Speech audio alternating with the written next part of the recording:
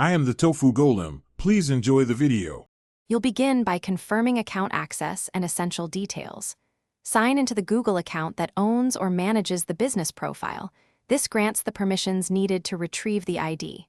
Once signed in, open Google Maps or the Business Profile Manager and locate your business by name. Make sure the listing matches address and phone to avoid duplicates. After you find the correct listing, click it to reveal more options. This sets up the next set of steps, where you'll surface the actual profile identifier. Now you'll extract identifying information from the live listing. On Google Maps, click Share and copy the short or full URL, then paste it into a text editor to inspect. You're looking for a parameter labeled SID. This numeric string is often the business profile ID.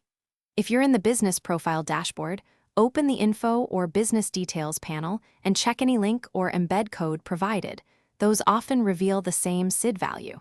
If needed, use the Place Details option to confirm the numeric ID.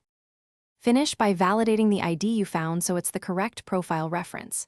Compare the SID from Maps with any identifier shown in the Business Profile dashboard.